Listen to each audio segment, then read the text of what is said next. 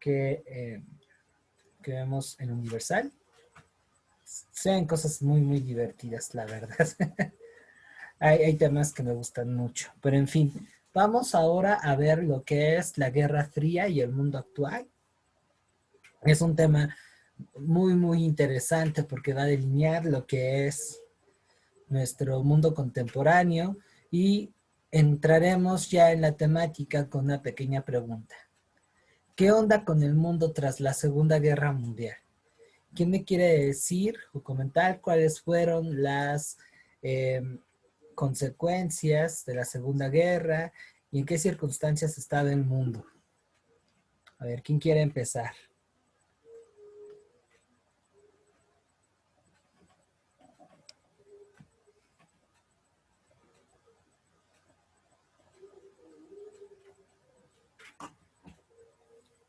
Vamos a ver. Mi futura colega, Rocío, ¿puedes habilitar tu micro, Rocío?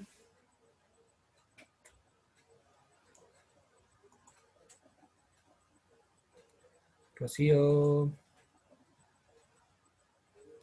Rocío, no, creo que no. O bueno, por el chat. Hola, Rocío, ¿cómo estás? ¿Recuerdas cómo estaba el mundo posterior a la Segunda Guerra Mundial?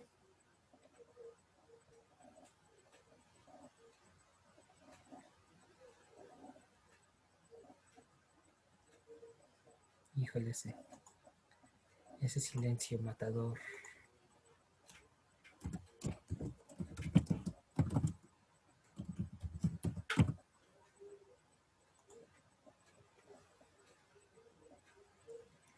Ok, sí, esa es una parte, aunque no lo es todo.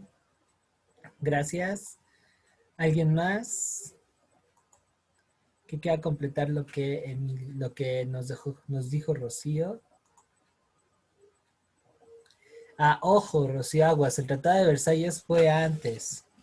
¿Sale? Ahí ten muchísimo cuidado.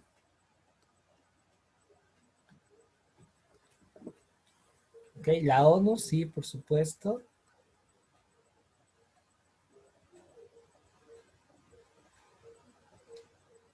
¿Alguien más?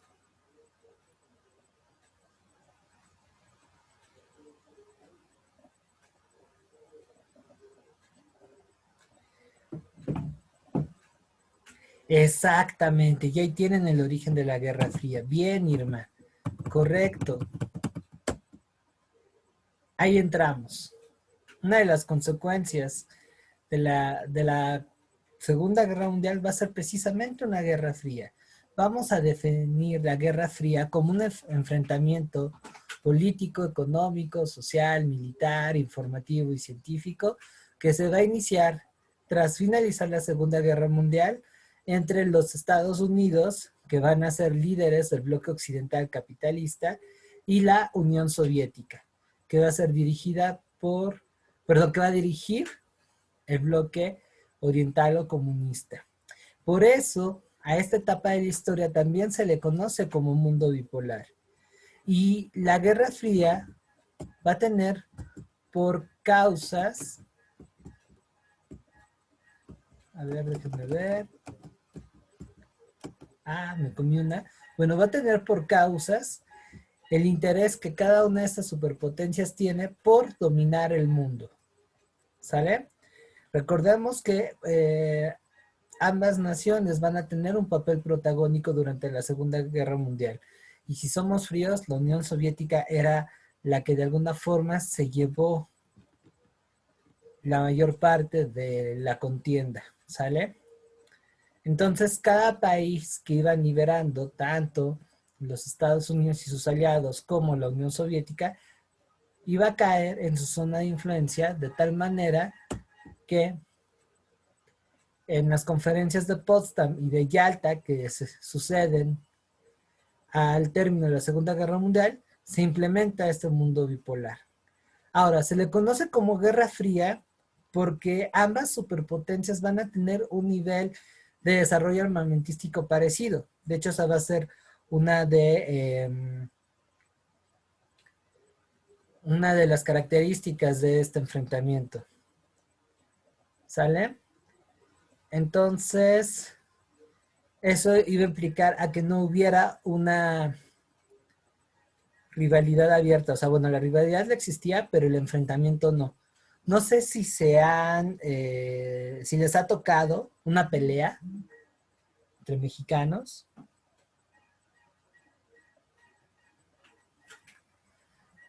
No sé si les ha tocado una pelea ahí en el barrio. Cuéntanme sus experiencias. Y si no, pues creo que no han vivido. Sí, claro. ¿Sí? La verdad es que son muy aburridas. Uy, bueno, no sé entre chicas cómo se vea y nunca he visto una pelea entre chicas, pero entre los chavos es muy aburrido porque se la pasan como media hora. ¿Qué? Pues qué, pues qué, pues déjate venir, güey. Pues qué, y aventones. Y realmente los guamazos no aparecen. Ocupando ese ejemplo, es algo que va a suceder entre los Estados Unidos y la Unión Soviética. Se van a amenazar, se van a sacar la lengua, se van a mentar la madre, pero jamás se van a dar el tiro en serio. La razón, vuelve a lo mismo, como tienen un potencial armamentístico parecido, es iba a involucrar a una codestrucción.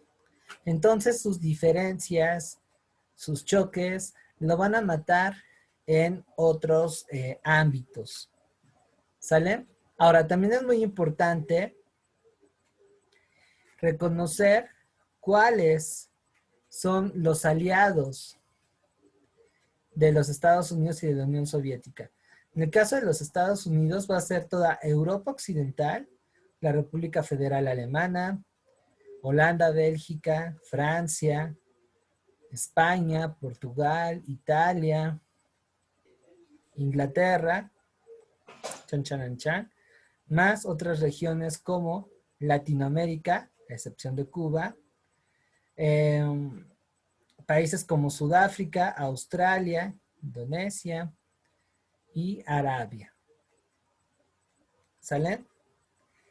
Por otra parte, la Unión Soviética, bueno, antes de pasar a la Unión Soviética y a la constitución del bloque del Este, los Estados Unidos con Europa van a firmar una alianza que va a dar como consecuencia el surgimiento de la OTAN. Cuando ustedes escuchen OTAN, no es otra cosa que Organización del Atlántico Norte y es un acuerdo de defensa mutua entre los Estados Unidos y Europa Occidental por si la Unión Soviética o cualquiera de sus aliados los ataca. ¿Sale? ¿Dudas hasta aquí? ¿No? No, Bueno, profe. perfecto. En contraparte, bien, contraparte el bloque del Este va a estar integrado por China, la mitad oriental de Europa, o sea, República Democrática Alemana, Checoslovaquia, Bulgaria, Rumania, Eslovaquia, Hungría, entonces. El motivo de la Guerra Fría, como lo comenté hace unos momentos, Rocío, era ver quién lograba dominar el mundo entero, así literal, quién era el mandamás, cuál era la potencia más poderosa. ¿Sale? Volviendo con la constitución del bloque del Este, además de la Unión Soviética y Europa Oriental, vamos a tener otros países aliados de la Unión Soviética, como es el caso de China, como va a ser el caso de Mongolia, Pakistán, Vietnam, que está por acá, Yemen, Angola, no, Angola está por aquí, no, este es Angola, Mozambique, entre otros, Libia, por ejemplo, también. ¿Sale? Entonces estamos hablando que la Guerra Fría es un periodo que está sujeto a constante tensión, es decir, que estaba latente el riesgo de que hubiera un conflicto internacional de gran calibre gracias a la rivalidad de la Unión Soviética y los Estados Unidos. Aunque eso pues era también un tanto complicado de que se diera. Sin embargo, vamos a ver más adelante, van a haber momentos en donde esta tensión casi desprende una guerra. ¿Sale? ¿Dudas hasta aquí? Chicas, Emilio. No, profe. Gracias, Sofía. No, profe. Ok, gracias. Muy bien, perfecto. Mariel, ¿cómo vamos? Ingrid.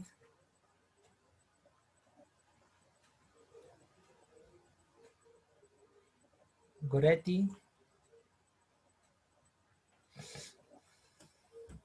Bueno.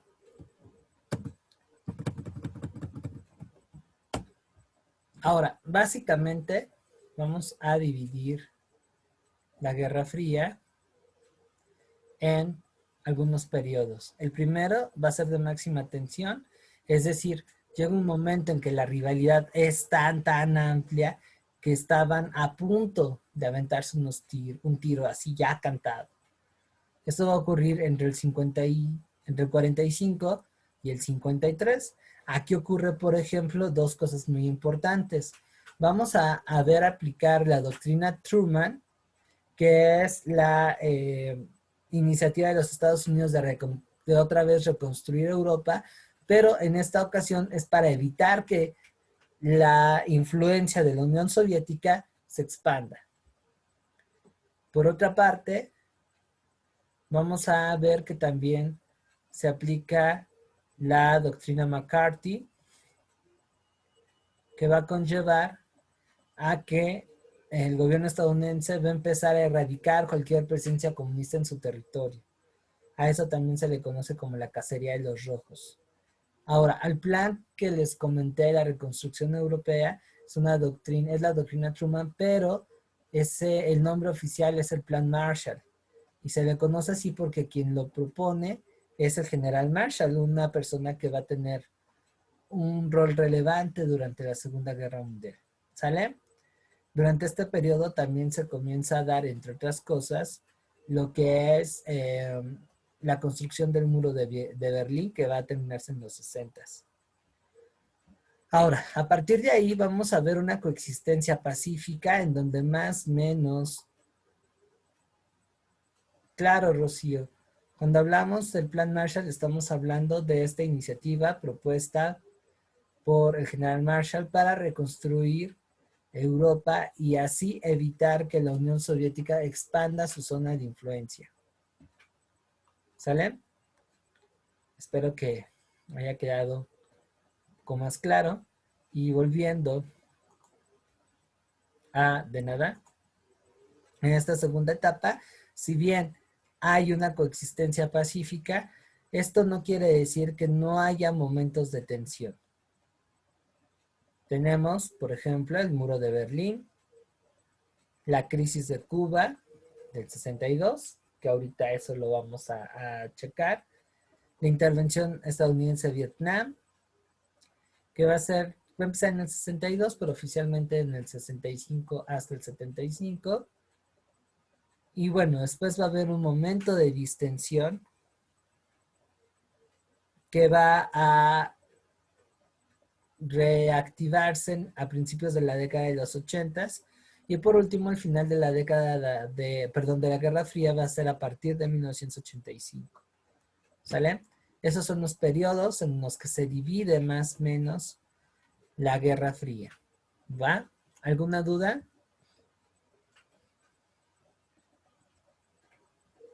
No, profe. No, profe.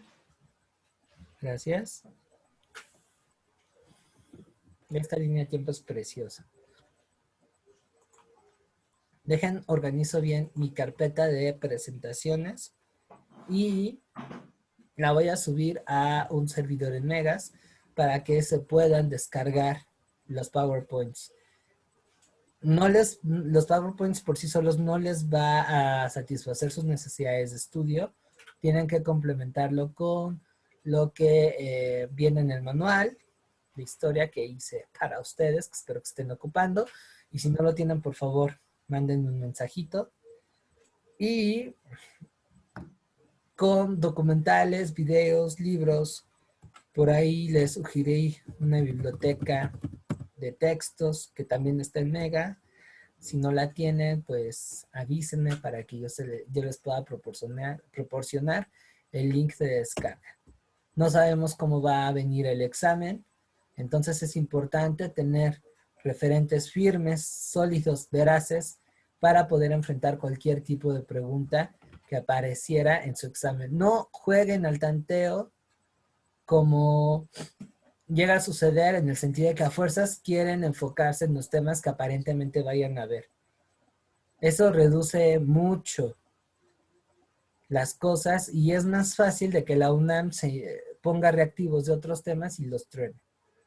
Ni modo, no queda de otra que tener un panorama general de las cosas y desde ahí deducir.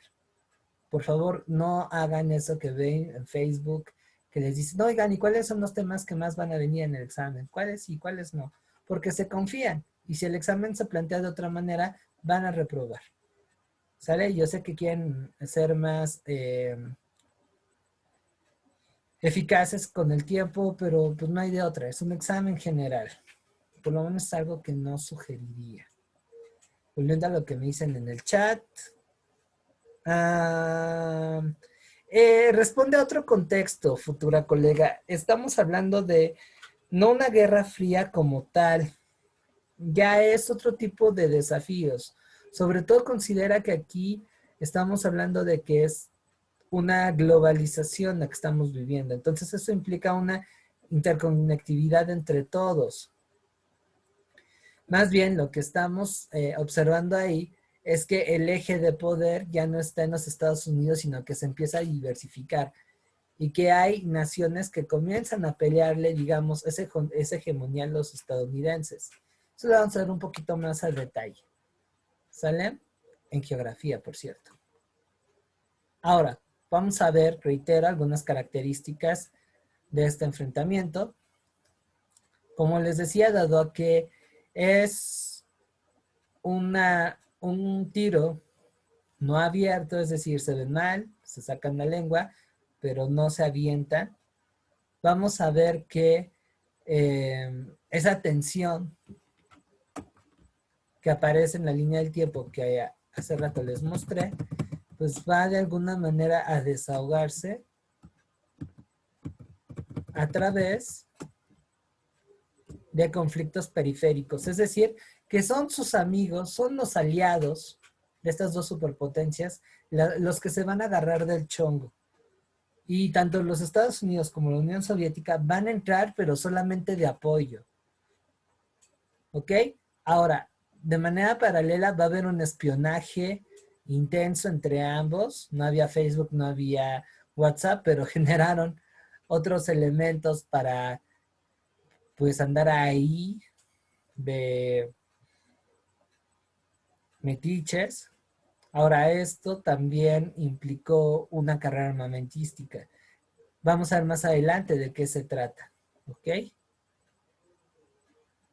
Y como les decía, para no redundar, una de las características más visibles de este conflicto es que no va a haber un enfrentamiento directo. ¿Sale? Y que además esta disputa se va a dar a través de otros espacios. Eso es algo muy importante. Por ejemplo, la cultura. Aquí Walt Disney y aquellos que vayan hacia relaciones internacionales, ciencias de la comunicación y política lo van a notar. Walt Disney, por ejemplo, va a jugar un papel muy importante. Los cómics igual. El hecho de que se promueva el American Way of Life, como le llaman, por ejemplo, a través de figuras como Batman, como Superman o Iron Man, lo que están tratando de expresar es que la forma de vida estadounidense es la mejor. Y esto implica la reivindicación de una serie de valores. No, el individualismo, no es que la democracia y bueno, otras tantas cosas. Si quieren leer un poquito cómo los aparatos masivos de comunicación jugaron un rol importante durante la Guerra Fría, léanse un libro que, bueno, es básico, que se llama Para leer al Pato Donald. Eso les va a ayudar muchísimo. Y bueno, aquí también implicó una intervención en ciertas regiones que son estratégicas. ¿Sale? ¿Dudas hasta aquí? Chavas, Emilio. No, profe. No, profe. Perfecto. Ahora, hablando de los principales conflictos periféricos de la Guerra Fría, vamos a ver los más importantes. Uno de los más inmediatos es la división de las Alemanias. Eso va a ocurrir en 1948. La razón por la que se divide Alemania es para evitar que otra vez fuera un país fuerte, que desencadenara un conflicto. Y dado a que países capitalistas como Estados Unidos, Francia e Inglaterra ocuparon una sección y por otra parte la Unión Soviética ocupó la otra mitad, eso involucró a una división. Así es que entre 1948 y 1990 existieron dos Alemanias. Alemania Occidental, de carácter capitalista, y Alemania Democrática, también conocida como Alemania Oriental, que es comunista. ¿Sale? Después del 48 se deriva otro conflicto que es conocida como la Guerra de Corea. Dato cultural, Elvis Presley luchó aparentemente ahí. Y la razón de la Guerra de Corea es tomar ese puesto tan estratégico. La guerra se suscita por el antagonismo de dos facciones, una de orientación capitalista, otra de orientación comunista, y es el primer conflicto en donde Estados Unidos no se lleva la victoria. Va a acabar con una especie de empate técnico, uno muy, muy raro, por cierto. Y la consecuencia es la división de Corea, que se mantiene hasta la fecha, y también de un conflicto latente entre Corea del Sur y Corea del Norte. Luego, como ya lo comenté, tenemos la doctrina McCarthy, que es esta cacería de brujas contra todo intelectual o artista que tenga tendencias izquierdosas. Aquí los Estados Unidos se están poniendo paranoicos. Es más, gente como Ernest Hemingway, que es un escritor muy famoso. Entra por ahí también Marlon Brando, que fue un actor de la época súper popular. Bueno, pues ellos tuvieron que exiliarse de los Estados Unidos debido a esta doctrina. ¿Sale? Luego se viene la construcción del muro de Berlín, que es lo que vemos aquí, que va a ir con la idea, reitero, de reafirmar un telón de acero, como le llamaba Winston Churchill, en Europa. Y la razón de construir ese muro es que los soviéticos no permitían que cruzaran de ese lado de su ciudad gente que venía del oeste. ¿Sale? Así es que lo que hizo Trump también, o lo que está haciendo Trump también no es algo nuevo. Luego en 1959 vamos a ver estallar la Revolución Cubana. Aquí está, por ejemplo. La Revolución Cubana va a tener por motivo el hecho de que ocurre un movimiento guerrillero izquierdista liderado por Fidel Castro, el Che Guevara, Camilo Cienfuegos y otros próceres para tumbar a un militar que gobernaba a favor de los intereses yanquis. Ese militar era Fulgencio Batista. La revolución va a estar bien envuelta por el apoyo popular. De hecho, eso es lo que le va a permitir ganar el conflicto. Y en un principio, la idea era de los revolucionarios, bueno, no tanto del Che, pero sí de Fidel, era armar un gobierno democrático. Sin embargo, desde 1959 y obviamente más adelante con la crisis de los misiles, los Estados Unidos van a comenzar a hostigar a este nuevo orden. Incluso van a intentar matar a Fidel Castro. Si alguna vez jugaron los primeros títulos de Call of Duty, me parece que de eso se trata una de esas misiones. Eso va a orillar a que Fidel se alía con los soviéticos y promueve el socialismo. Bueno, comunismo. Aquí ambos términos se ocupan de forma diferente, eso no se va. Y a manera de protegerse, pero también de hacerse llegar insumos que no se producían en la isla, Fidel Castro va a firmar un acuerdo con los soviéticos. Permite que Cuba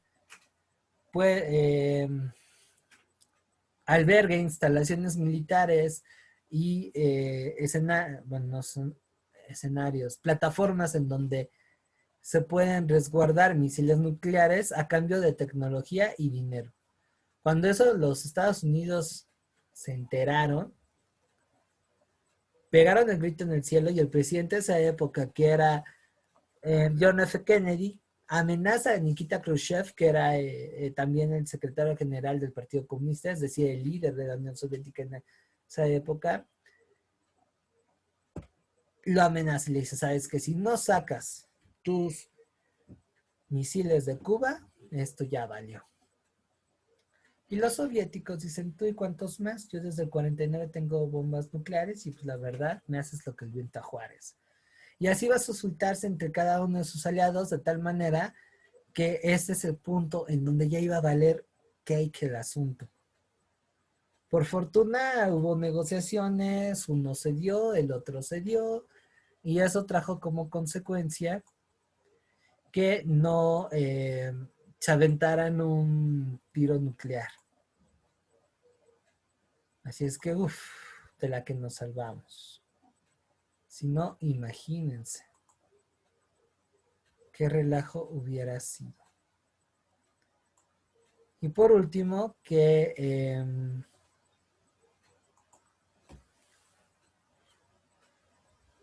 también se popularizó bastante en películas como Rocky, bueno, no Rocky, Rambo, X-Men y todo eso, pues va a ser la guerra de Vietnam, que por cierto va a generar un movimiento pacifista también en los Estados Unidos. Ya de eso vamos a hablar un poquito más adelante. ¿Sale? Y que se considera la primera gran derrota de los US. Si ustedes son afectos a las series de Netflix, les recomiendo que vean Cobra Kai.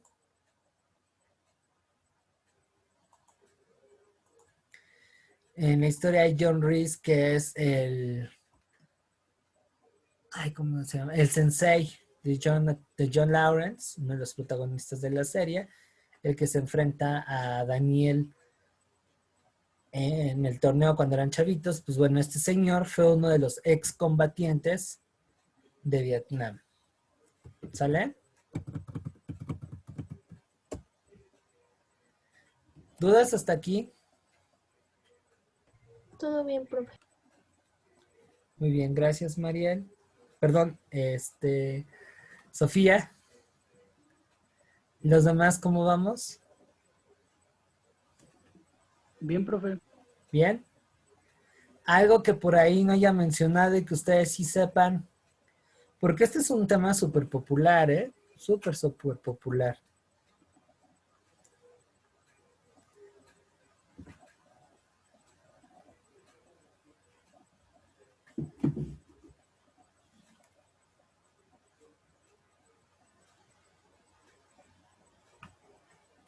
¿No?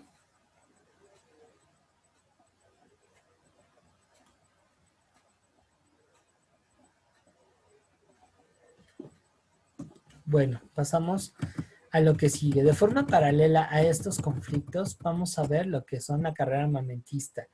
La idea de este desarrollo bélico va con el objetivo de mantener la supremacía, es decir, que tanto la Unión Soviética como los Estados Unidos se meten e invierten mucho dinero para desarrollar armas que legitime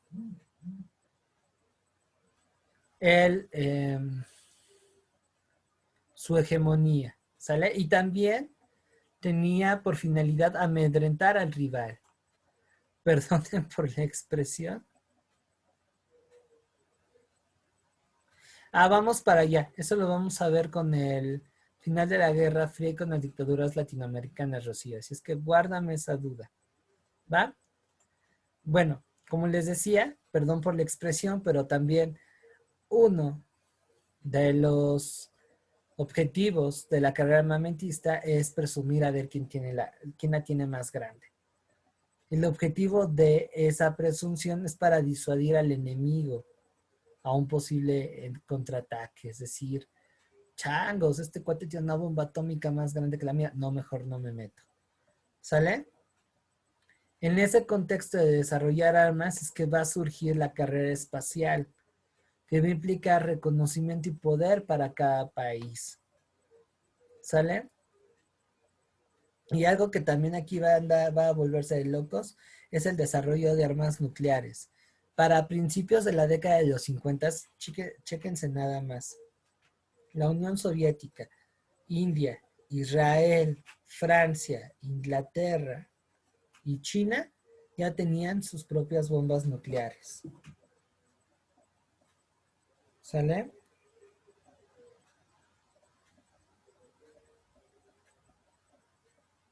Entonces eso habla de un contexto bastante complicado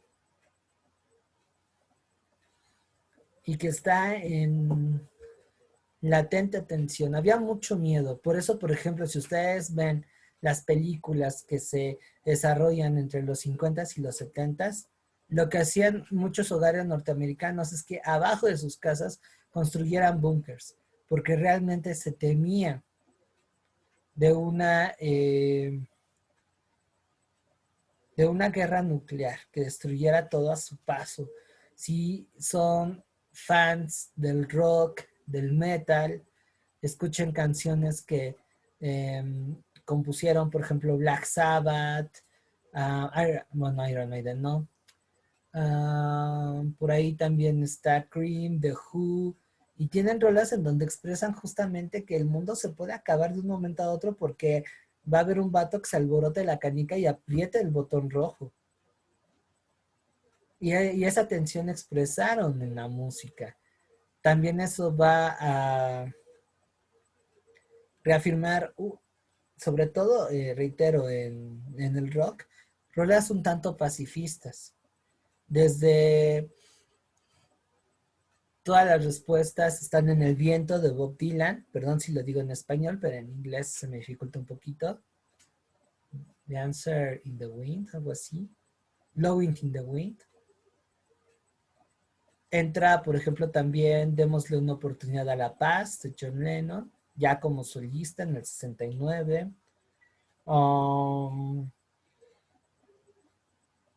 American Pie de Donald McLeod.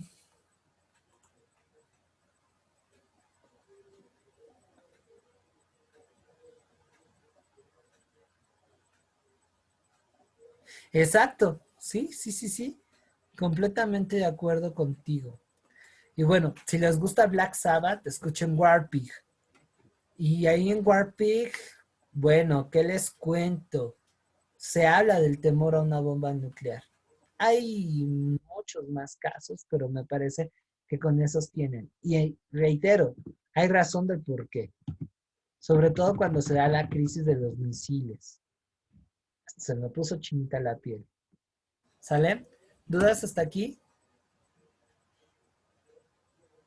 Tengo que No, profe. ampliar esta imagen. Bueno, aquí también va de la mano lo que es la carrera espacial.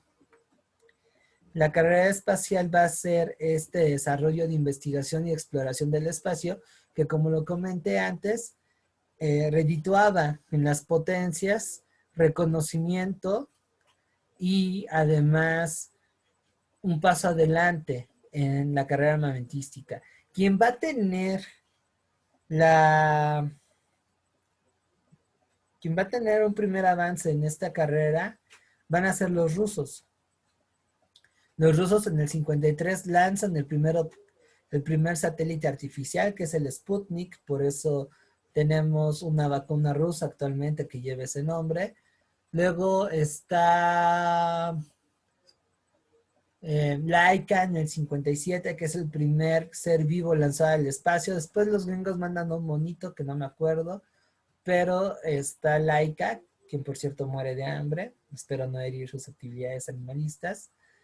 Hay una canción de Mecano que también narra muy padre ese acontecimiento, así se llama, Laika, escúchenla, está muy bonita. Y luego viene Yuri Gagarin en el 59, que va a ser el primer hombre en ir al espacio. Ya en los 60, quien va a empezar a tener mayor protagonismo van a ser los Estados Unidos, con el proyecto Apolo. Y me parece que es el Apolo 11 en 1969 el que lleva el primer alunizaje. ¿Sale? Entonces, ahora, un, digamos, resultado positivo de esta carrera espacial y la carrera armamentística es que muchos de esos inventos van a después ser el antecedente de la tercera revolución industrial. Gracias a esto, las comunicaciones van a ir creciendo a lo bárbaro. Tenemos, por ejemplo, la televisión y después la televisión a color. Los primeros sistemas informáticos datan de los 50, 60, me parece. Tenemos ahí el caso de, este señor que era gay y que había hecho un sistema lógico que de manera autómata develó los secretos de los nazis. Bueno, se me fue el nombre. Alan Turing se llama. Alan Turing, que esa es la base de la informática actual, de la programación. Y bueno, eso me lleva también a preguntarles si hay alguna duda, algún comentario, algo que les haya llamado la atención.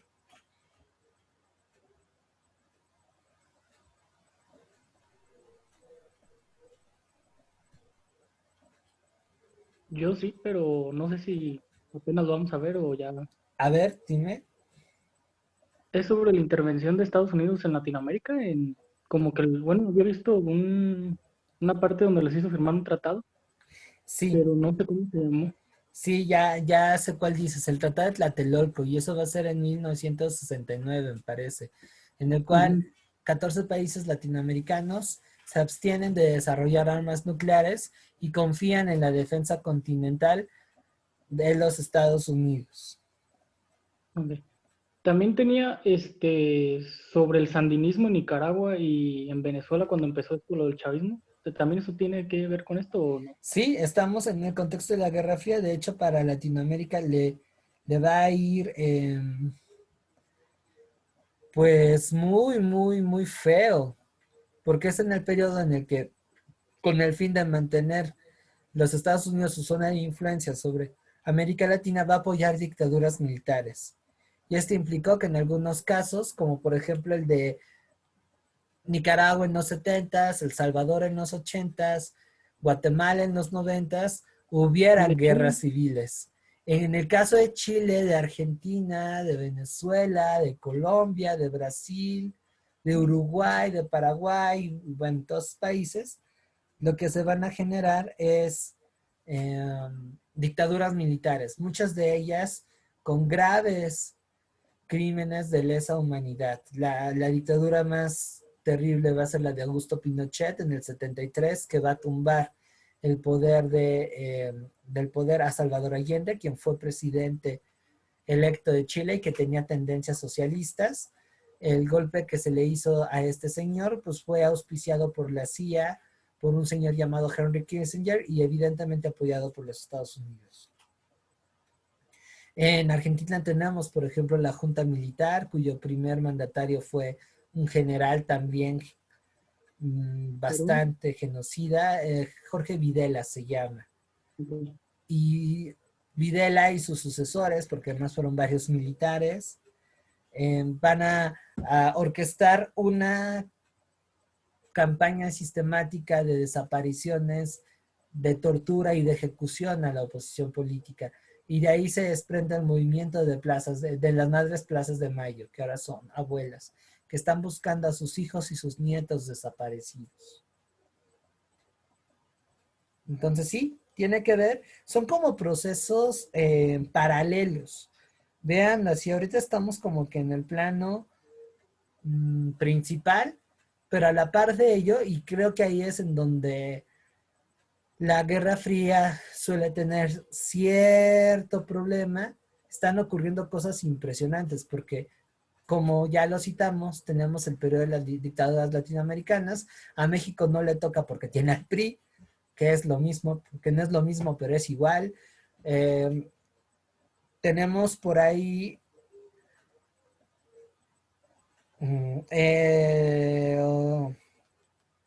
lo que es la descolonización de Asia y África, y de ahí se desprende el movimiento de países no alienados. Luego tenemos los 60, que eso es algo que ahorita quería tocar, y el estado de bienestar. O sea, pasan cosas muy, muy interesantes.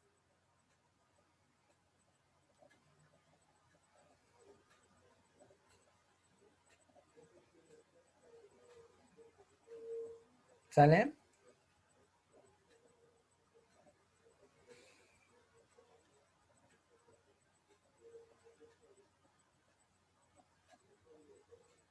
¿Dudas hasta aquí? No, profe. Digo, ahorita lo estoy diciendo muy panorámico, pero uff.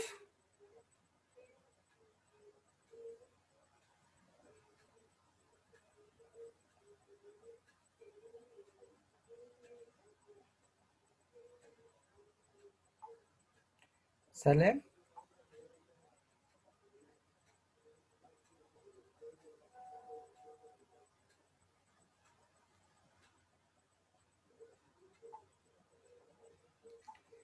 ¿Va?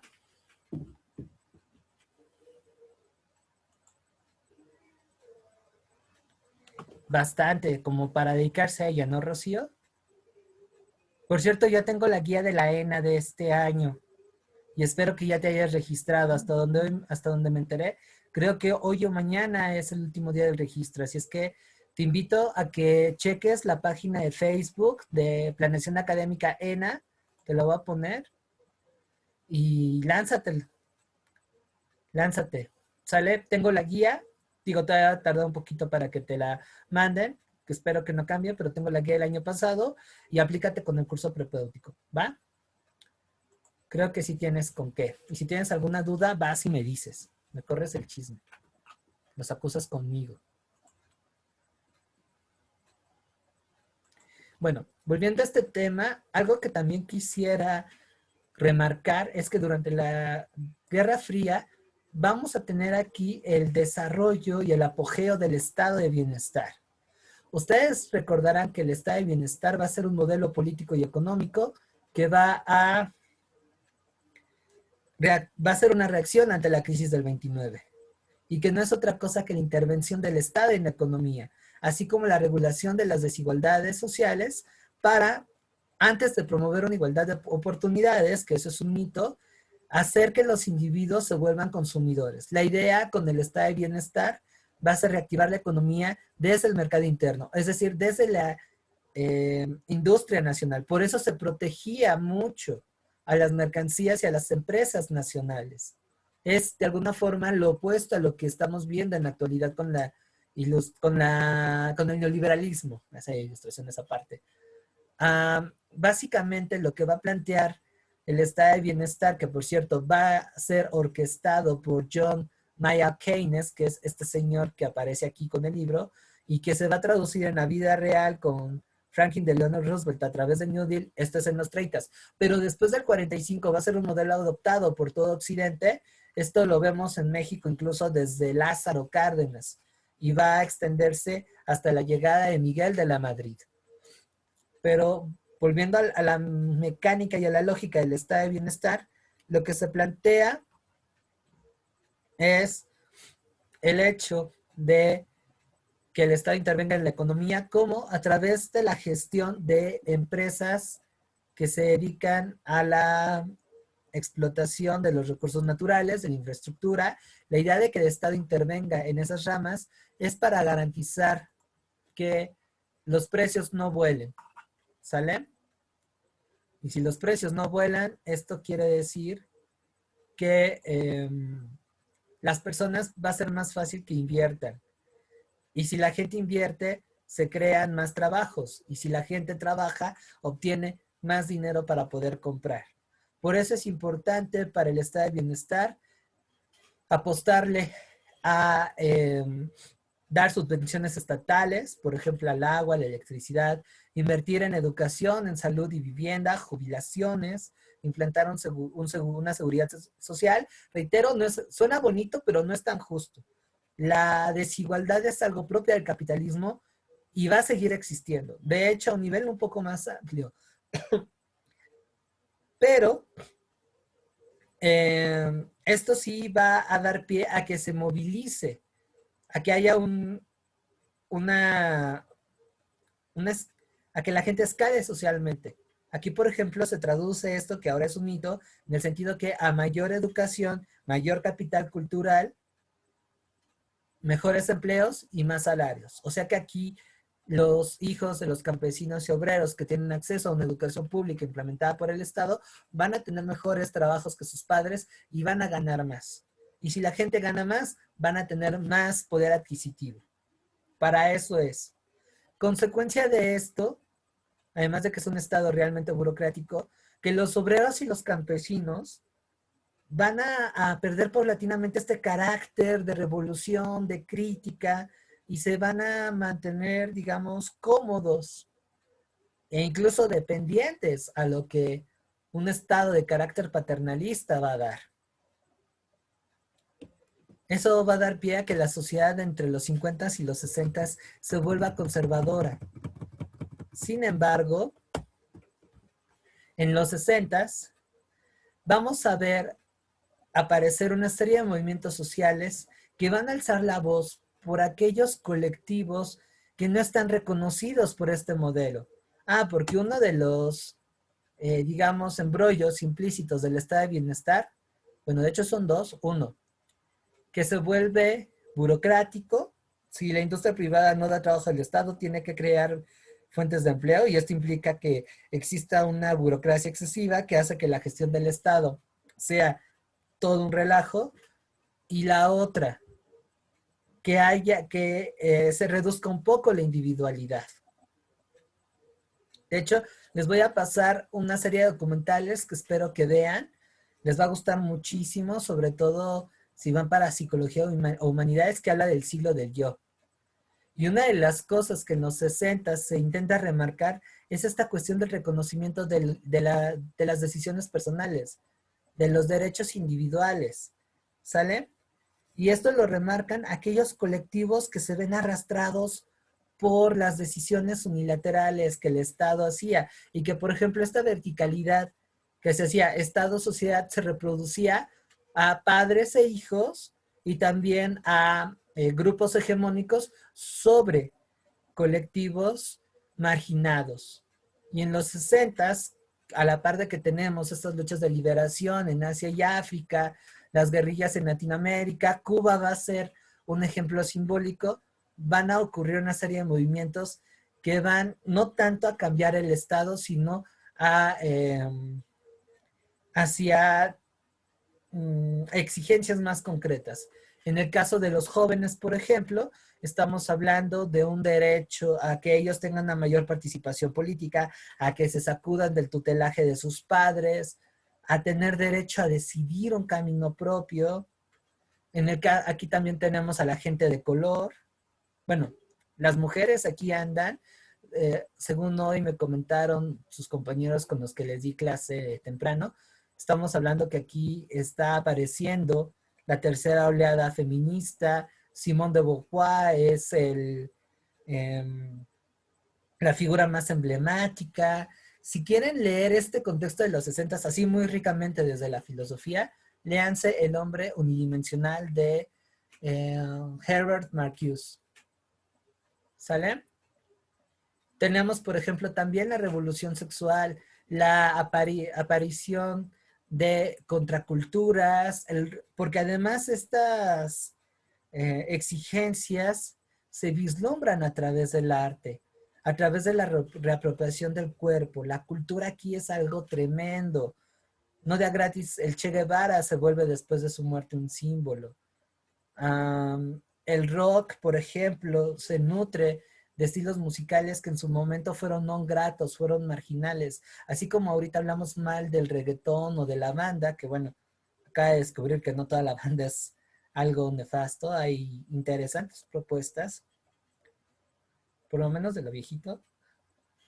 Lo mismo pasaba con el blues, con el jazz, que era música, sí para cotorrear, pero mejor no la no la tomamos tan en serio. Y esos son los papás del rock, y el rock llegó literalmente a tener un mensaje contestatario, a musicalizar todas estas propuestas.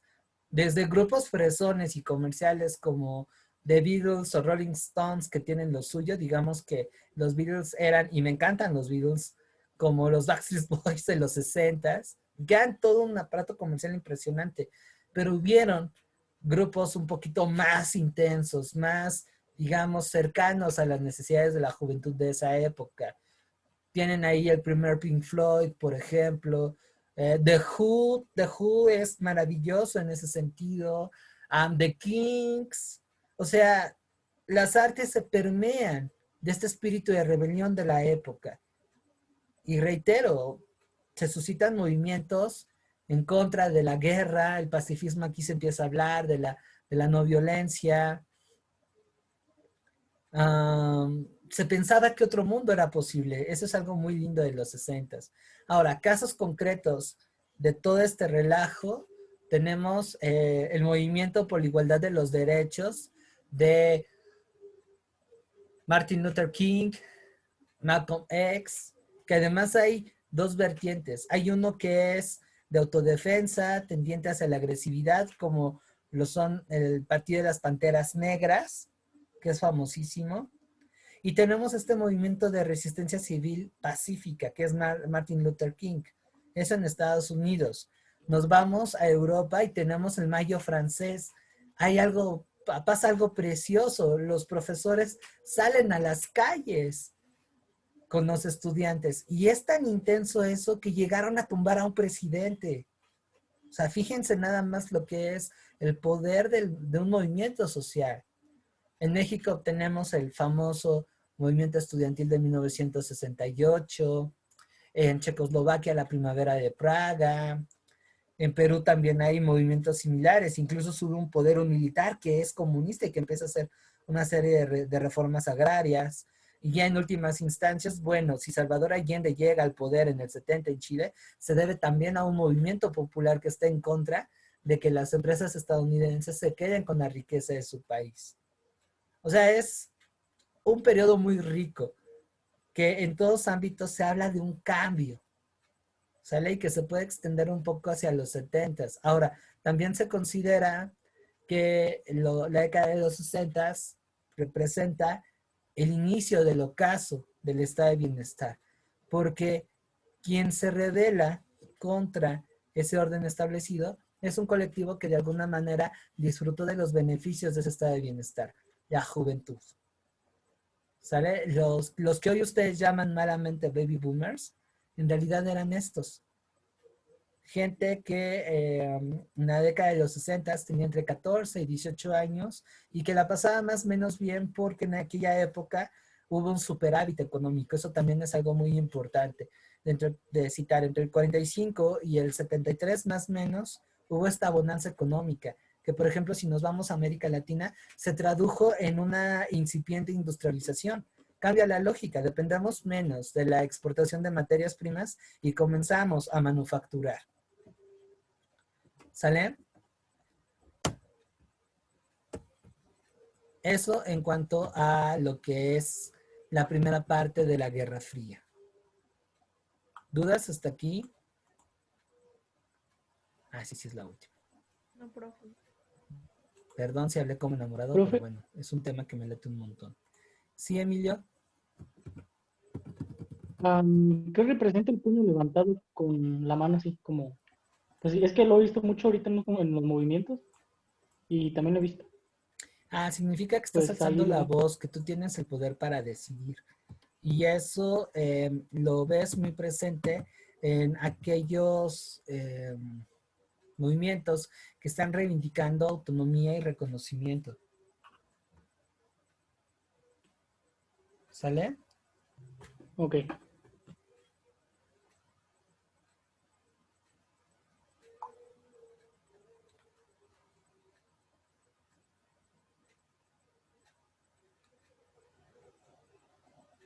¿Alguna otra duda? Si pueden, déjenme ver si ahorita en YouTube, aprovechando que estamos tocando este tema, es que es un contenido fascinante y puede venir en el examen, ¿eh? Puede venir, puede venir. Hay una película documental que a mí me gustó mucho, lo vi en la carrera, lo tengo en DVD, no estoy seguro si está en YouTube, pero habla a través de de la vida de una familia, todos estos cambios que ocurren en los 60. Déjenme ver si está ahí. Si no, busco la referencia y se los paso. Ah, incluso hay una serie de los 60, de documentales de los 60. Está muy, muy buena. No lo encuentro, pero les voy a compartir otro material muy interesante para que entiendan mejor esta sesión. Está muy bueno. Bueno, como les decía, a la par de esto que les acabo de contar. Ah, bueno, Rojo Amanecer sí está ambientada en los 60, aunque es una película que se filma en 1986. Y si te gustó Rojo Amanecer, rífate El Grito, que es otra película que también habla sobre el movimiento estudiantil, y Canoa. Canoa, eso es algo muy, muy, muy, muy, muy padre.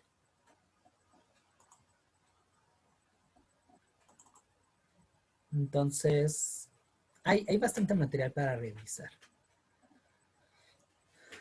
Bastante material.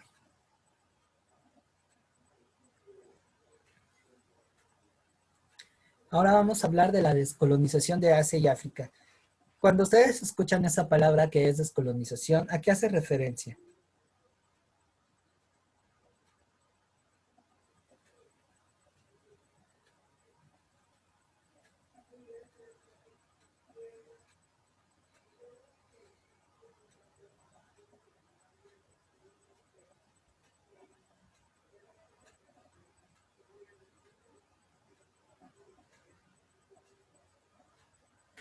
Los escucho, los leo.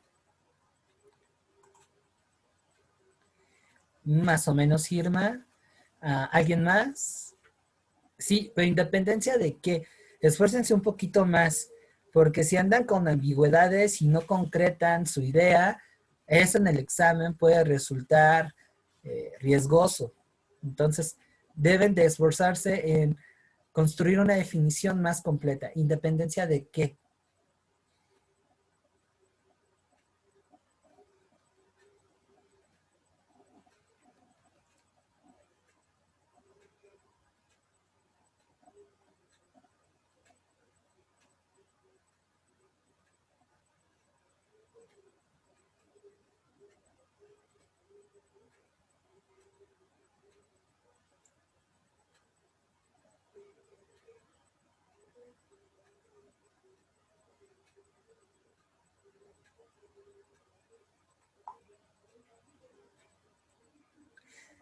Ándale, vas bien, Rocío, vas bien, vas bien, vas bien, vas bien, vas bien.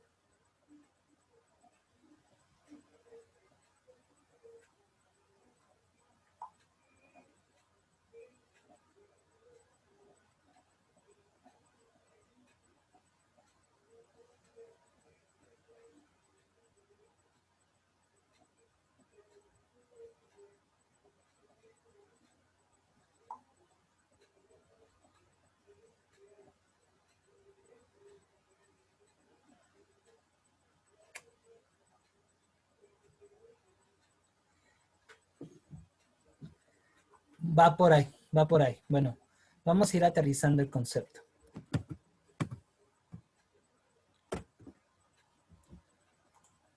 Cuando hablamos de descolonización, eso ya es un caso concreto, Rocío. Cuando hablamos de descolonización, estamos aludiendo al proceso de emancipación que van a tener estas antiguas colonias europeas que estaban en Asia y África tras la Segunda Guerra Mundial. ¿Sale? Aquí cabe señalar que la manera en cómo estas naciones obtienen su independencia se va a dar a través de dos medios, ya sea un acuerdo pacífico y un reconocimiento pacífico o mediante un conflicto armado, que acá les vamos a llamar luchas de liberación. ¿Sale?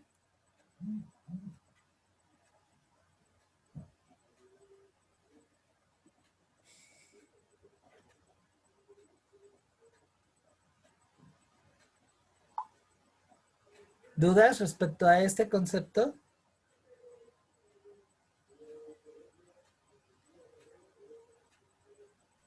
No, profe. ¿No? Muy bien.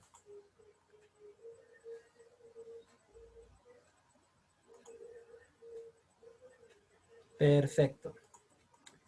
Ahora vamos a ver algunas características de este cotorreo. Antes que otra cosa, estos movimientos de emancipación van a tener un fuerte apoyo popular y de la pequeña burguesía. ¿Sale?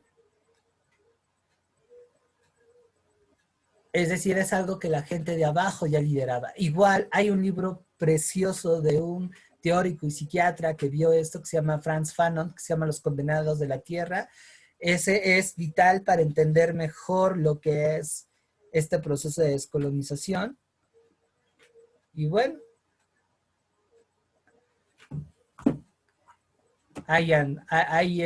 vale mucho la pena leer ese material.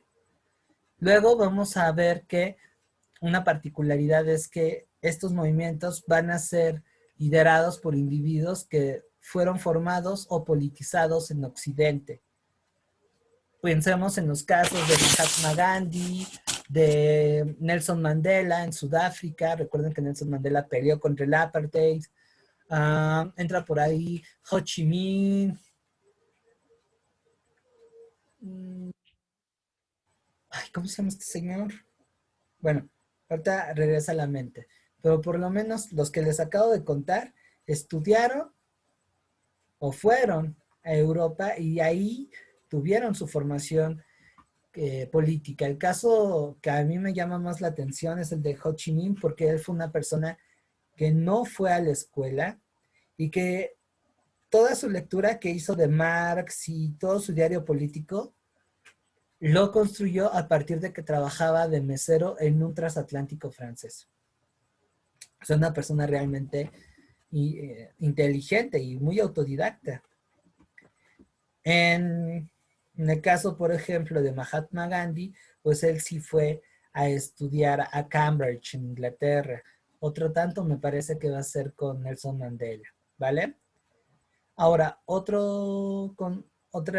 particularidad que tiene la descolonización de Asia y África es que son fuertemente nacionalistas. Aunque la bronca que se va a dar en esos parámetros es el hecho de que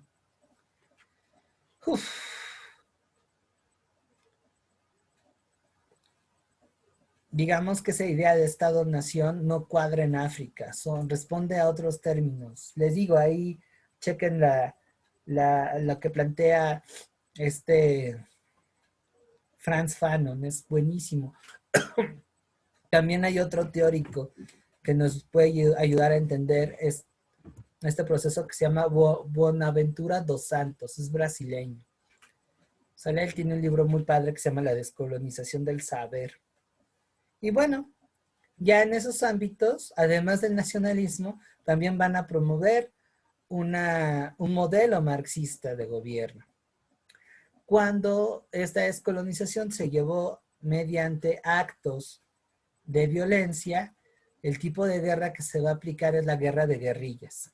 Y en general estos líderes van a tener una gran desconfianza a Occidente. Por eso no querían a Gaddafi. Aquí les presento en este mapa algunos de los casos más importantes de independencia. En el 47 tenemos a la India. Luego en el 48 se crea el Estado de Israel, lo que va a generar tensión en esta zona.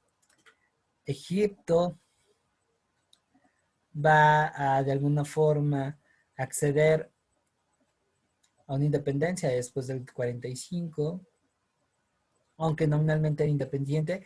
China en el 49 concluye su proceso revolucionario con el triunfo de Mao Zedong, que él era líder de la facción comunista.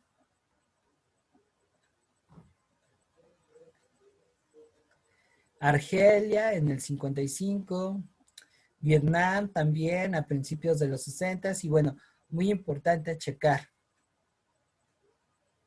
la información que viene en el mapa. Y por ejemplo, estas conferencias, Belgrado, Argel, van a delimitar, Bandung, van a delimitar también lo que es la formación de los países no alienados. ¿Sale?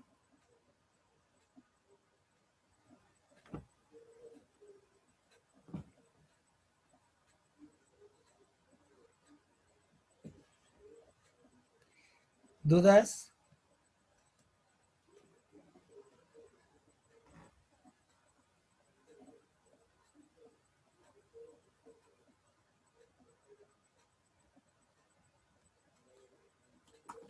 Es un tema muy, muy interesante. Así es. Rusia se independiza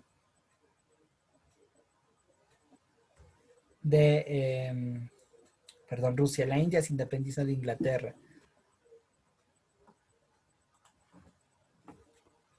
La parte de Indochina de Francia.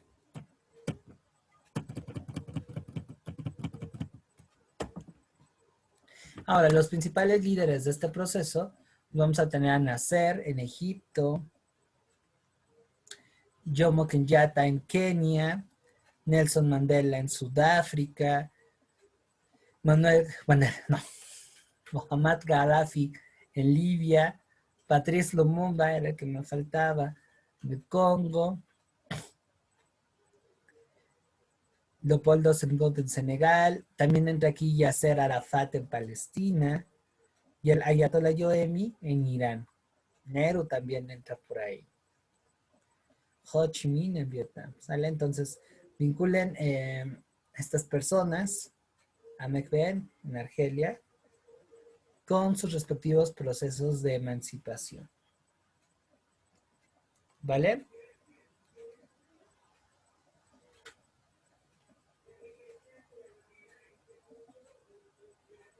¿Dudas hasta aquí? Profe, No, ¿cómo me ha dicho que se llama la persona que trabajaba en el restaurante? Ah, Ho Chi Minh, es este cuate, el de la barbita. ¿Y cómo se llaman sus obras? No me Que no- acuerdo, no me acuerdo. No me acuerdo. Y qué bueno que mencionaste eso, porque algunos de ellos van a escribir sus ideales políticos en libros. Ahorita te subsano esa duda. Gracias. Bueno, tenemos una obra que se llama El caso contra la colonización francesa. De hecho, es el papá de Vietnam, es como el padre de la patria de Vietnam.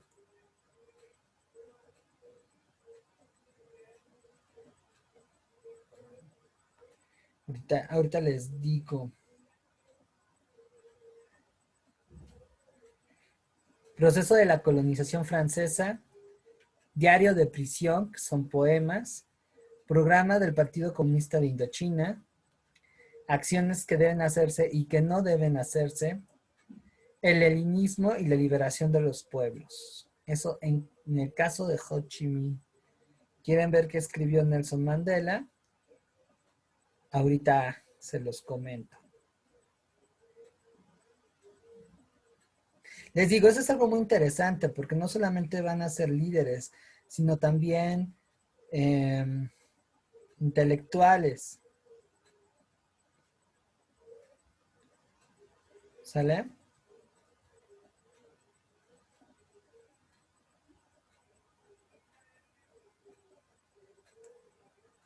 Ay, no me aparecen, no me aparecen. Ahí voy, ahí voy.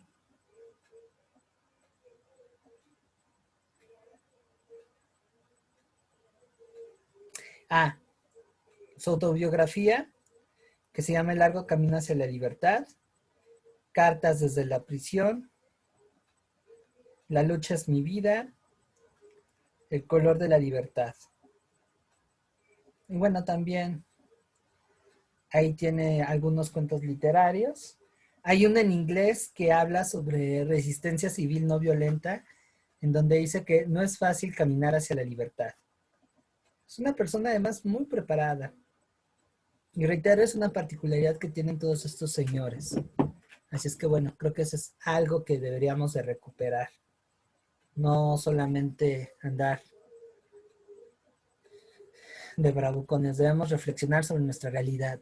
Creo que por ahí tengo Los condenados de la tierra de Franz Fanon. Cuando acabe la clase se los paso en PDF para que los puedan checar. Y bueno, muchos de estos países no van a adscribirse ni al bloque socialista ni al bloque capitalista. Entonces, a instancias de figuras como Nehru, que va a ser otro prócer de la independencia india, de Sukarno, van a organizar el movimiento de los países no alienados. Cuando hablamos de este tema, estamos hablando de una agrupación de estados, es decir, países, conformada durante la Guerra Fría, que se manifestó con la finalidad de mantenerse neutrales a las disputas de estas dos superpotencias. Como les decía, los principales promotores de los países no alienados va a ser Indonesia, Azerbaiyán, Egipto, la India, Pakistán, Birmania y Ceilán, entre otros. Nos van a invitar a un montón, a Afganistán, a Camboya, Chipre, Etiopía, incluso países que sí se alienaron hacia el capitalismo como Japón y hacia el comunismo como Vietnam del Norte, van a ser contemplados.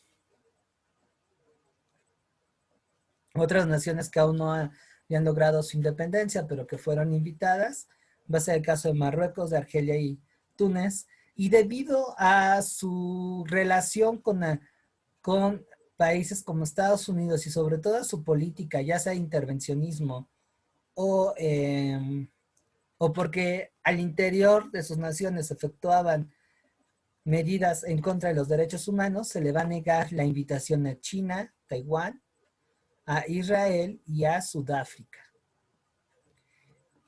De hecho, de este movimiento de países no alienados se va a constituir el movimiento Tercer Mundo. ¿Vale? ¿Dudas hasta ahí? No, pues, No, profe. ¿Todo bien? ¿Correcto?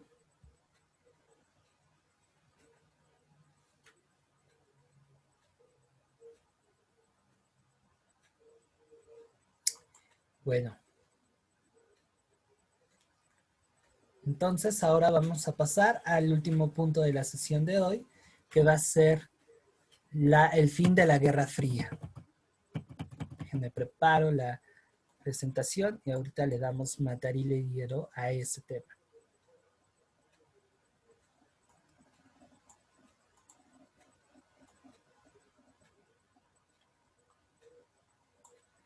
Ok, permítanme un segundito.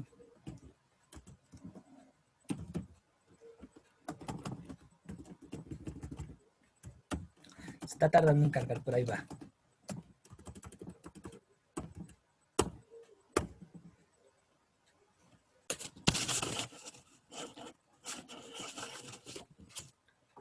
Y entonces,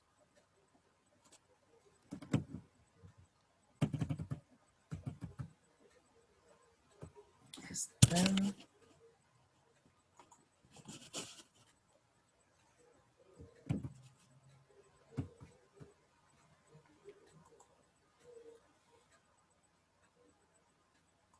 Listo. Entonces, hasta este momento vamos bien.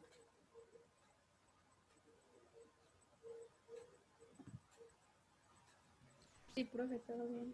Perfecto. Bueno, entonces estábamos con que para la década de los 70 el estado de bienestar comenzaba a tener primeras señales de decadencia y entonces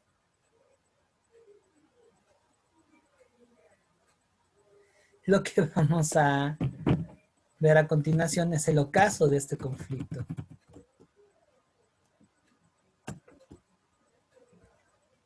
Y venimos a la década de los 70, además de la crisis del estado de bienestar que va a ser producida por la excesiva burocracia, el gasto, todo oneroso, o sea, se va a gastar a lo güey. Y también tiene que ver ahí de una falta de competitividad económica. Entonces eso va a hacer que el estado de bienestar se haga crunch. La caída del precio del petróleo va a ser un factor. Esta caída del petróleo se va a desprender por los conflictos que van a sucederse en el Medio Oriente. Piensen en la guerra de Yom Kippur entre Israel contra 6 países árabes, en donde se les va a poner en la torre. También no es la única zona de conflicto que hay. Tenemos el caso de África, que desafortunadamente muchos de esos países, a la par que obtienen su independencia, se van a inmiscuir en guerras civiles. Y lo que ya habíamos comentado, las dictaduras y las guerrillas en América Latina, ¿sale? En ese ambiente de conflicto se va a ver acompañado por el auge de la tercera revolución industrial, ¿vale? La tercera revolución industrial va a llevar la economía a otros rumbos y va a ser la antesala de la globalización. En la tercera revolución industrial van a desarrollarse ramas como la electrónica, por ejemplo, la informática, la computación, y todo eso va a cambiar de manera importante la economía, de tal forma que va a llevar a que industrias clásicas como por ejemplo el metal pesado comiencen a eventualmente a perder terreno. Y entonces eso va a conllevar a que muchos trabajadores también enfrenten condiciones de vida más precarias. Otra vez vuelvo a la música. Si en el caso del metal o del punk que van a darse con mayor plenitud en los 70s, adquieren un sonido más agresivo, letras contestatarias llenas de descontento y de rebeldía, es porque la clase obrera en esa época no le está pasando bien. Pero aquí se juega en contra este rollo del capital cultural porque algunos obreros que se logran adaptar a estos cambios en la producción van a adquirir más dinero y también políticamente se van a volver más conservadores. En cuanto a los efectos que se dan en esos rubros y el inicio del neoliberalismo, les recomiendo que lean una obra que se llama Breve historia del neoliberalismo. El autor es David Harvey, un geógrafo que hace un buen libro de historia y que va a, de alguna forma, a redondear cómo se da ese embrollo. Es buenísimo ese libro también. Entonces, a esos vamos a sumarle la derrota de la Unión Soviética en Afganistán. Afganistán va a ser como el Vietnam de la Unión Soviética y las razones por las cuales esta superpotencia invade ese país de Asia Central se debe a que está llegando su límite, está llegando el modelo su límite, es decir, están comenzando a haber crisis económicas, sobre todo energéticas, que los lleva a intervenir en Afganistán. Y los afganos No lo van a permitir. Van a defenderse, obviamente los Estados Unidos van a estar ahí metidos y la Unión Soviética fracasa en esa empresa. ¿Sale? ¿Dudas hasta ahí?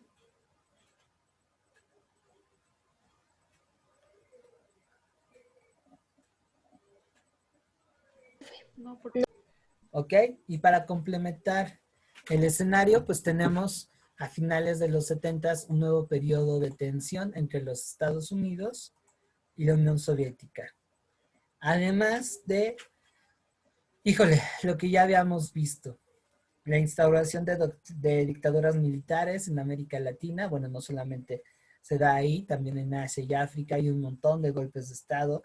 En el caso de América Latina, estas intervenciones que hacen los Estados Unidos se sustentan en el Plan Cóndor, que es un proyecto de defender su influencia en toda América a través de la intervención armada, para evitar que haya nuevas Cubas, literal, así se las gastaba. Y que bueno, generó pues un grave atentado a los derechos humanos prácticamente en todos los países en donde hubieron dictaduras militares, porque no solamente fue en Chile, no solamente fue en Argentina, también Paraguay, Uruguay, Venezuela, Colombia, Bolivia, Brasil, y bueno, creo que la zona en donde hubo un mayor daño en ese plano, pues va a ser Centroamérica. Países como El Salvador, Nicaragua, Guatemala, van a pasarla muy mal. En el caso de Nicaragua, de El Salvador y de... ¿Manda? Por ahí alguien abrió su micrófono. O bueno, en el caso de Guatemala, El Salvador y de Nicaragua, pues van a haber guerras civiles muy sangrientas. Algunas de ellas van a durar mucho, mucho tiempo, como va a ser el caso de Guatemala. Su conflicto civil duró alrededor de 26 años. En caso ahí de El Salvador también se va a llevar un buen rato. Nicaragua va a sufrir un nuevo golpe de Estado tras el derrocamiento del Frente Sandinista de Liberación Nacional, que fue un gobierno popular desprendido de una asociación guerrillera que logró tomar el poder y que tumbó a un dictador de apellido Somoza. Bueno, Nicaragua la pasó mal. En el caso de Salvador, pues fueron 10 años de guerra civil, en donde incluso se dio el asesinato de algunos curas y obispos de la Iglesia Católica que apelaban por un camino hacia la paz, por que no hubiera desigualdad social en en su nación. Y en el caso de Guatemala, pues bueno, también hay un genocidio en donde mataron alrededor de 20,000 guatemaltecos, perdonen. Invito, ahora que se liviane la situación, está medio caro, no es tan bueno el museo, pero tiene sus rollos que valen la pena. Váyanse al Museo de Memoria y Tolerancia, ahí hay una sala de cómo estos genocidios y estos atentados a los derechos humanos impactaron en Centroamérica. Me parece que también hay un apartado que tiene que ver con Argentina. Pero bueno, es relevante tomar ese tipo de temas. La trova, por ejemplo, si a ustedes les gusta Silvio Rodríguez, Pablo Milanés, León Gieco, Víctor Heredia, que son artistas de ese estilo musical, pues a través de sus canciones relatan esos desafortunados eventos. Como que la memoria quedó impregnado de esas heridas. Y bueno, también en el cine, ya que andan ahí hablando de El Grito, Canoa, que bueno, eso es en el caso mexicano, para las guerrillas centroamericanas vamos a ver Voces Inocentes, por ejemplo, esa película que bueno, a mí me hizo llorar la primera vez que la vi, pues está ambientada en la guerra civil que se dio en El Salvador. ¿Sale? Y en cuanto a canciones, también por ahí hay un salsero muy bueno, se los recomiendo muchísimo, Rubén Blades. Él tiene una canción que se llama Te estoy buscando América, que también hace referencia a las dictaduras militares, y también El Padre Romero y el Monaguillo Andrés. Esa no la conozco, fíjate. Ya me dejaste tarea, Rocío. Voy a voy a darle una caladita a esa canción del Buki. No soy muy cercano a trabajo de esos proyectos musicales y siendo honestos no me interesaban mucho, pero le voy a dar ahí una escuchada, ¿sale? Entonces, los 70s son una época un tanto, perdón, no quería limitar eso, son una, ay, ¿cómo decirlo? Una época bastante difícil, que al final de ese año, pues vamos a ver que la decadencia del estado de bienestar es ya palpable, reitero, a falta de inversiones, de una eficiencia en la gestión y de gastos excesivos, pues va a haber una crisis que desafortunadamente va a llevar otra vez al poder, al conservadurismo en Occidente. Y en ese ámbito llega el neoliberalismo. Cuando hablamos de neoliberalismo, estamos hablando de una corriente económico-política que va a estar asociada al capitalismo, que va a recuperar algunos elementos del liberalismo clásico que surge entre el siglo XVII, XVIII y principios del XIX, o sea que va a plantear una economía de libre mercado, la no intervención del Estado en asuntos financieros, y a diferencia de lo que vemos en el siglo XVIII, el neoliberalismo va a ampliar todavía más el panorama de libertad hacia el sector privado, o sea, que el sector privado no tenga ningún tipo de limitantes, de tal manera que el Estado solamente intervenga para garantizar una seguridad, para que se lleve a cabo las relaciones económicas y también para facilitar la multiplicación de capital. ¿Sale? Eso es lo que distinguiría el neoliberalismo actual del liberalismo clásico de finales del siglo XVIII. ¿Sale? Ahora, algunas de las características más importantes de esto va a ser la flexibilización laboral.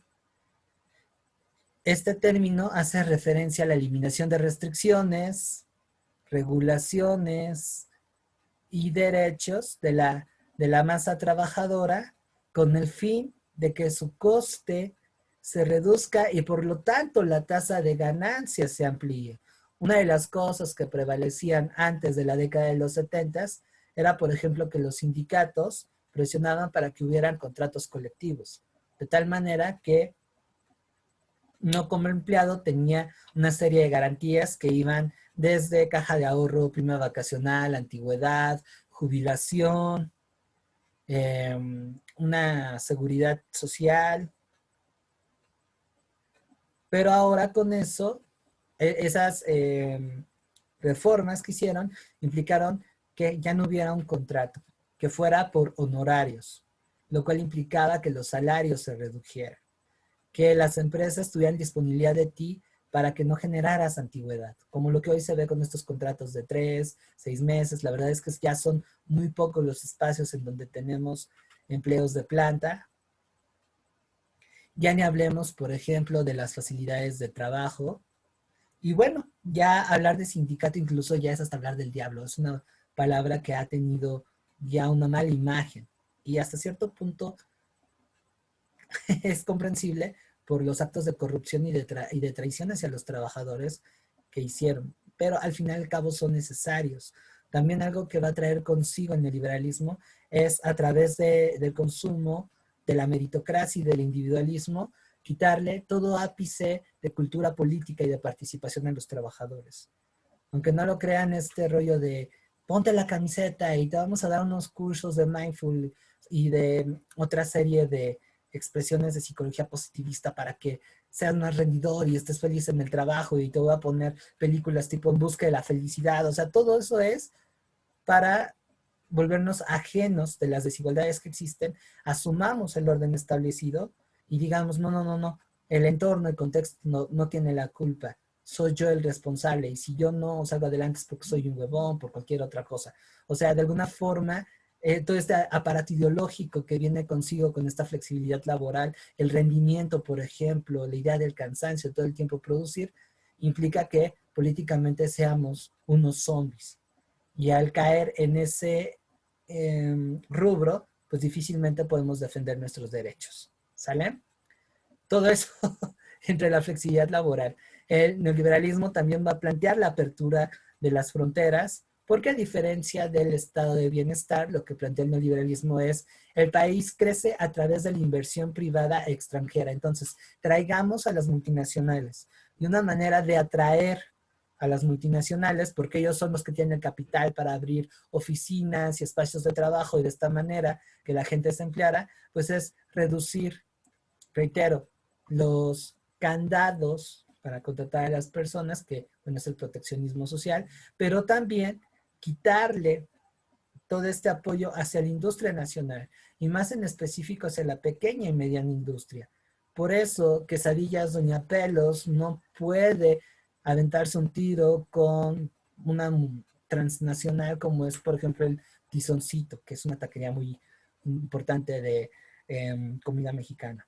O bueno, ya instancias, la Casa de Toño con el puesto de esquina de garnachas. Es una competencia muy desigual que va a conllevar a que poco a poco los pequeños y medianos negocios truenen. Y eso en algunos casos va a implicar un aumento del desempleo y como hay una mayor oferta de fuerza de trabajo, entonces yo puedo jugar con los precios. Ah, ¿no estás conforme con ganar tanto dinero? No te preocupes. Hay gente que te trabaja el doble por el mismo salario o menos. Y no, pues mira, ahí vente esperando su puerta. ¿Vale? Eso ellos lo traducen en progreso. Y también aquí hay que contemplar que de manera simultánea estamos empezando a ver los primeros guiños de la globalización. ¿Sale?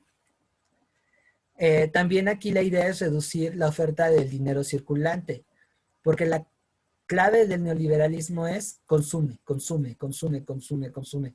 No hay dinero, no te preocupes. En abonos chiquitos. Soy más flexible en soltarte líneas de crédito, en dar el tarjetazo. Y eso de alguna forma hace que haya una disminución en preocupar, puta, ¿cómo respaldo este dinero? Porque además la tasa de intercambio económico es más amplia. Entonces, imagínense, antes para sustentar el valor de un dólar se ocupaba una determinada cantidad de oro. A medida que esto se hace más grande, no hay suficiente oro para respaldar la moneda. Entonces es un cambio en el respaldo. En vez de ocupar el oro, vamos a ocupar la moneda del país más poderoso, Estados Unidos. Por eso el dólar es más importante. Y todo eso va a implicar en aumentar el interés, bajita la mano, con los créditos. Si alguien de aquí ya ocupa el tarjetazo, chequenle cuánto es la tasa de interés. Pero al mismo tiempo se previenen las devaluaciones, cosa que no es cierto. Van a seguir existiendo. Y la inflación aparentemente se reduce, lo cual no es cierto. Ahora también el neoliberalismo no va a afectar del mismo modo a todo el mundo. Este margen lo van a aprovechar países como China, Corea del Sur, Vietnam, que van a crecer económicamente, por eso a esta parte del sudeste asiático se les va a llamar los tigres asiáticos, porque van a crecer brutalmente. Pero, por ejemplo, Europa Oriental, España y toda Latinoamérica, y ya no hablamos de África, la van a pasar muy mal. Entre otras cosas que plantea el neoliberalismo, va a ser la trasladación de los impuestos de la producción, renta, personal y beneficios empresariales al consumo. O sea, fíjense qué paradójico, se abre más a que se consuma, pero los precios se elevan. Reitero, voy a darme a la tarea en estos días de también facilitarles esos 4 documentales que están muy buenos, El siglo del yo, los últimos, el 3 y 4, tienen que ver en cómo el neoliberalismo a través de este rollo del consumo se amplía. Es algo, está muy bueno esos documentales, te ponen chinita la piel. Aquí también, ya para ir delineando esto, el neoliberalismo va a plantear la reducción del gasto público, es decir, ya no se invierte en salud, ya no se invierte en educación, ya no se invierte en infraestructura, ya no se invierte en vivienda. Y esos que en su momento fueron derechos sociales que costaron sangre, a finales de los 70s y principios de los 80s se vuelven un bien de consumo. Y eso refuerza todavía más la desigualdad social. Y en la pandemia lo estamos viendo de manera pues bastante evidente. No es lo mismo una persona que tiene un salario de 2,000 pesos, porque los hay, o menos, enfrentando el COVID, a alguien que gana 40,000. Los accesos a la salud no son parejos, la calidad del servicio tampoco. Y aquí va con plan con maña. El hecho de no invertir fomenta también la idea de que lo privado es mejor en cuanto a calidad y servicio. Y eso hace que las personas lleguen incluso hasta endeudarse para tener acceso a bienes materiales e inmateriales que en su momento fueron derechos sociales y responsabilidad del Estado, porque al final es inversión que la sociedad hace en educación, en salud, en vivienda. No es que el Estado te lo dé. El Estado solo gestiona, pero se veía responsable de facilitar eso. Y vean lo que ha pasado. O sea, ustedes platiquen con cualquier persona y siempre asumen que lo público, bueno, no siempre, es más bien común, que lo público, que lo barato, que incluso lo gratis no es de calidad. Y entonces vámonos por la marca, vámonos por el reconocimiento, el estatus, que eso es algo también muy importante. Y bueno, por último, el neoliberalismo va a apostar por las privatizaciones. Reitero, se va a privatizar todo, desde empresas que se dedican a la gestión de recursos naturales y la infraestructura, hasta, bueno, incluso escuelas. Y una manera de privatizar es no invertir, es descuidar. Veamos el sistema educativo mexicano, o sea, no prepara a sus profes, no les paga bien, los llena de putimil cosas burocráticas, los contenidos que ven no son los adecuados, ya no hablemos de las instalaciones, o bueno, ya en términos más recientes, la seguridad. ¿Qué hace la gente? Me vale, es más, sí estoy de acuerdo en que lo privatice, aunque a corto plazo resulte contraproducente. ¿Sale? Para ir cerrando esto, el neoliberalismo va a ser creado y fomentado por principalmente dos figuras muy importantes. Milton Friedman, que es un economista egresado del Tecnológico de Chicago, y el filósofo y economista, que por cierto aparece en pantalla, Franz von Hayek. ¿Sale? Es un tema impresionante. Por ahí también tengo un video con David Harvey, que les digo es este geógrafo que hace un buen libro sobre el neoliberalismo. Chéquenlo, véanlo, y creo que eso no solamente les va a servir para historia universal, sino también para para geografía. Este tema es muy importante porque aquí se cruzan las dos materias. Entonces, quienes me están acompañando en geografía, nos vamos a volver a encontrar con este tema en las últimas sesiones. Digamos que aquí les estoy contando la precuela. ¿Dudas hasta aquí?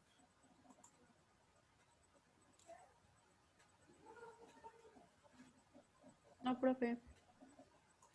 No, profe. No, profe. Ok. Bueno, entonces, ahora pasamos a los que desde la política van a implementar esto. ¿Sale? 1979, Ronald Reagan. 1979, Margaret Thatcher. Un blooper. 1980, Ronald Reagan. Así es que mucho de lo que, por ejemplo, está viviendo en Estados Unidos se puede rastrear desde esta época. Les voy a pasar ese libro que es el de Breve Historia del Neoliberalismo para que, si les interesa, se den un quemón. Otros personajes que resultaron clave en el impulso de este modelo va a ser Augusto Pinochet, el dictador del cual ya les platiqué, que además de ser bastante sangriento, va a agarrar a su país como laboratorio para probar las medidas neoliberales.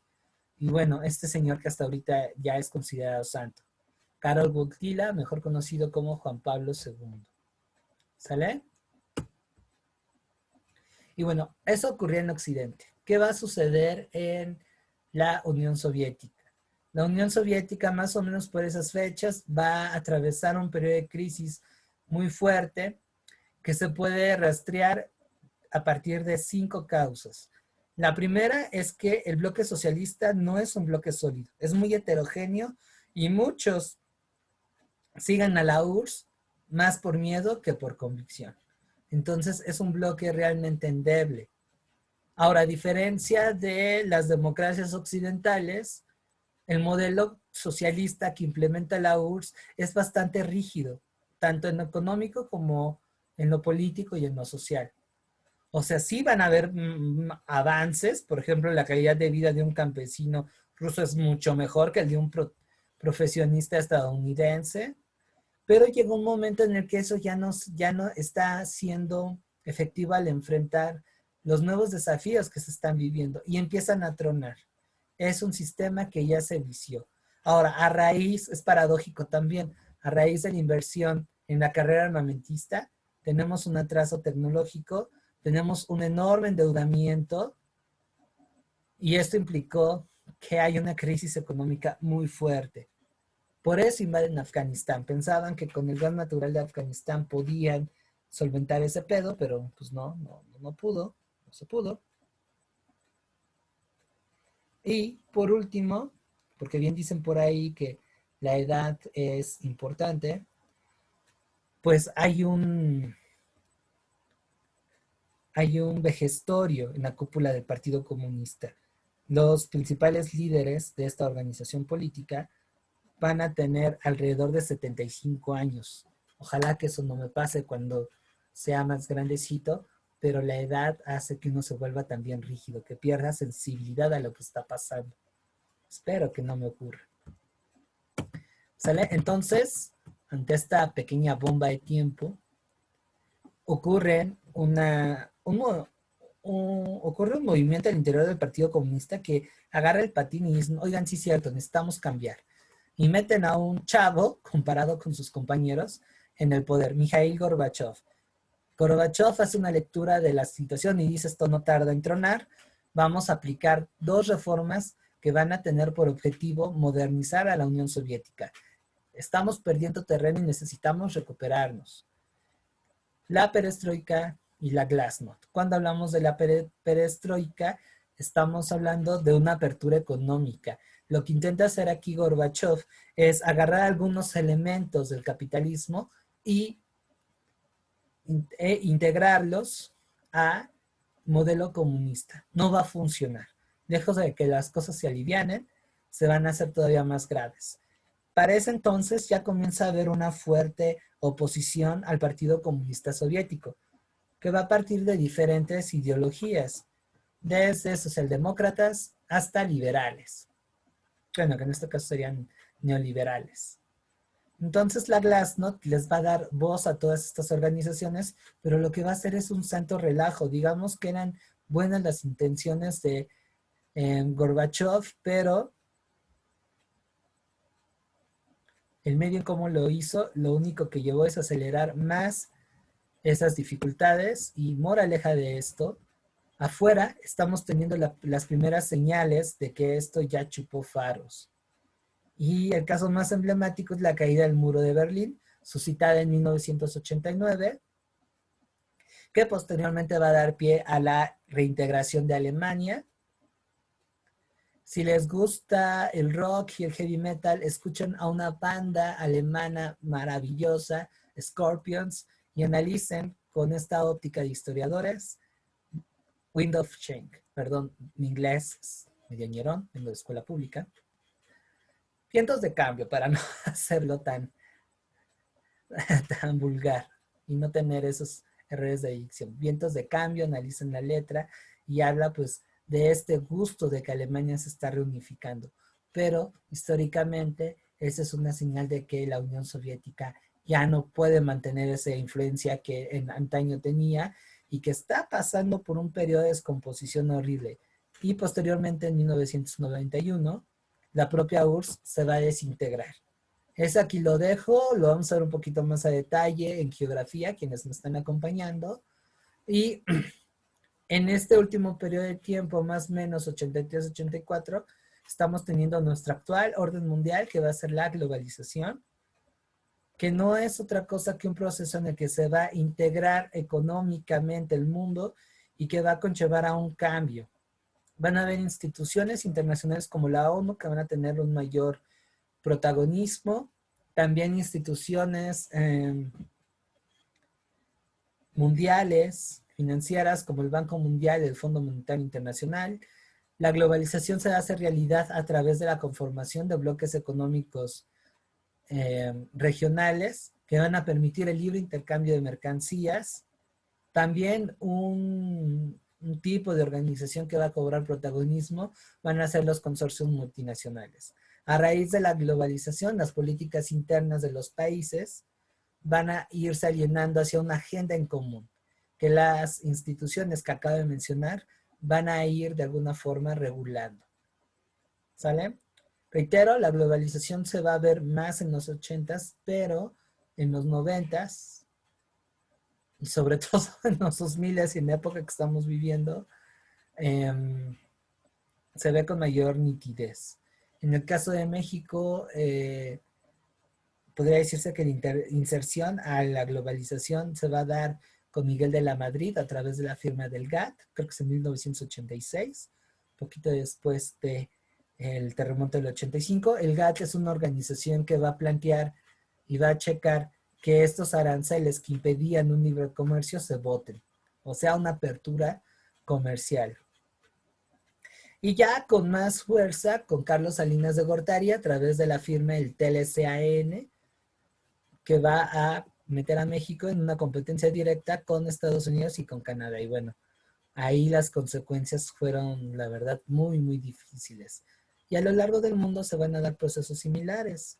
Tenemos la Unión Europea, el CI, y bueno, no les cuento más porque es algo que estamos viviendo cotidianamente. Desde este ángulo conviene que rescaten dos pelis que son muy, muy interesantes porque muestran cómo es la sociedad durante las épocas del neoliberalismo y la globalización. Bueno, son varias, pero estas son tremendas. Déjenme checar. Bueno, la primera de ellas es bastante conocida. Es el Joker. Y la otra, que por cierto me dejó más impactado, Parasite. Parasite. ¿Sale? Sobre Parasite está tremenda. Si tienen chance, denle una checada. Y ya desde esta óptica, bueno, también el Joker, donde sale Joaquín Phoenix, da mucho que hablar. De hecho, me habría gustado con ustedes volver a intentar, a ver si ahora sí se armaba, la idea de un conversatorio a través del cine. Pero bueno, ahora sí que se nos acabó el tiempo con Historia Universal. Con esto concluimos.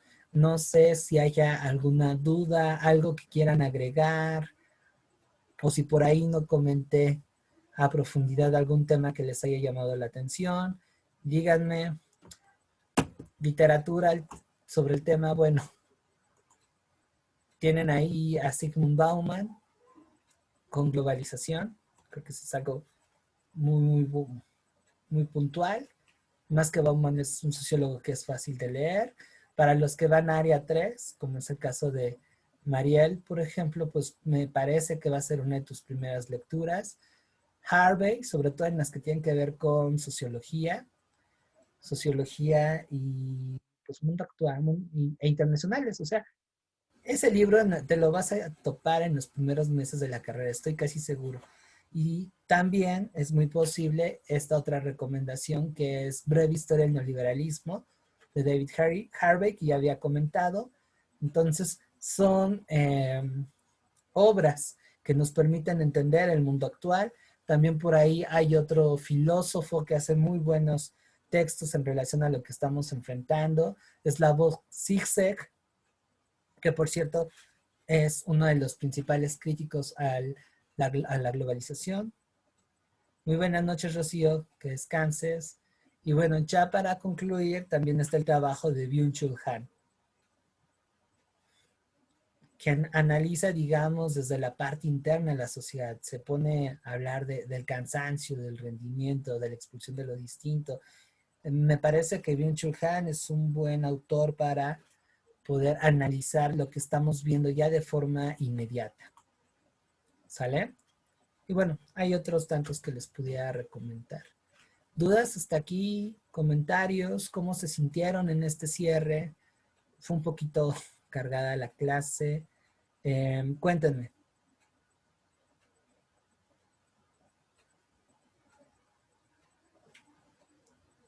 Cuéntenme. Estuvo muy bien, profe.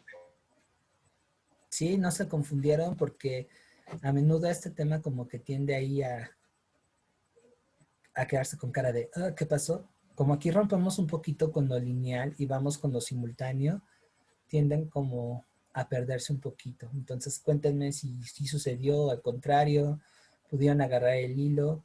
Reitero, esto es solamente una invitación al tema, por supuesto que hay muchas otras cosas que ver, pero creo que es una buena guía. Cuéntenme. ¿Cómo se sienten? ¿Cómo les fue? Emilio, Goretti. En lo personal, yo no Ajá. había, bueno, no me acuerdo de absolutamente nada de, o bueno, no me acuerdo haber visto la descolonización de Asia y África. Para mí eso fue nuevo, porque, o sea, de todos los demás temas y subtemas que tocamos, de eso sí tengo noción, Ok, pero de eso no me acuerdo nada.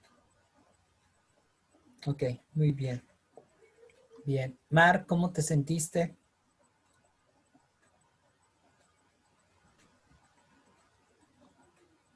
Bien. Bien. ¿Sí le cachaste? Sí, sí. Perfecto, muy bien. Muchas gracias. Irma,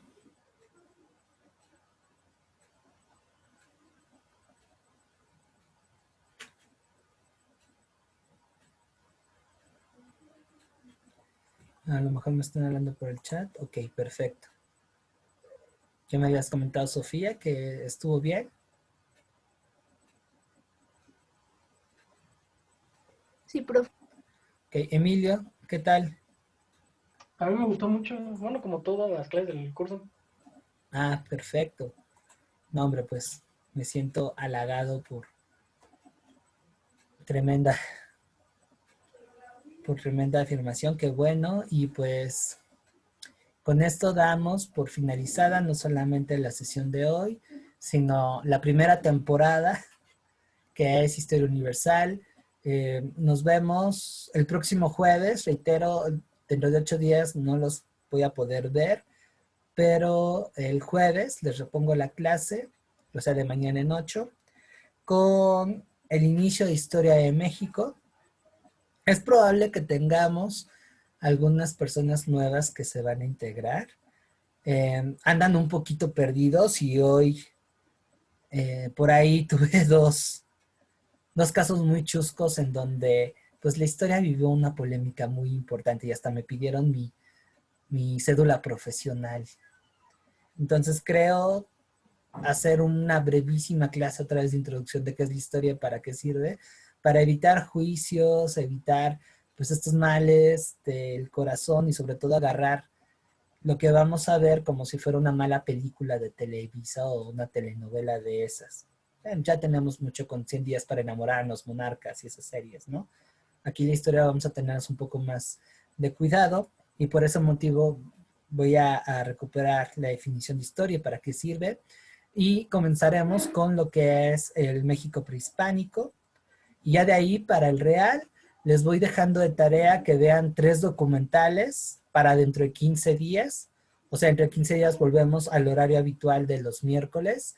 Ese día vamos a ver Conquista y Colonia, así es que les voy a dejar, por favor, véanlo, 3 documentales muy buenos. Uno sobre Hernán Cortés, sí, me gusta ser polémico, me gusta provocarlos.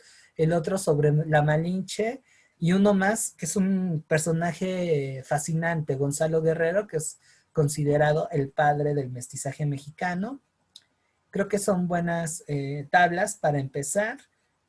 También por ahí les voy a dejar que escuchen un par de canciones, porque dentro de 15 días estaremos viendo no solamente conquista de México, sino colonia. Entonces creo que de ahí me voy a ir agarrando para explicarles qué hubo con esa etapa y bueno, de ahí a disfrutar esa segunda temporada quienes gusten acompañarme. ¿Sale?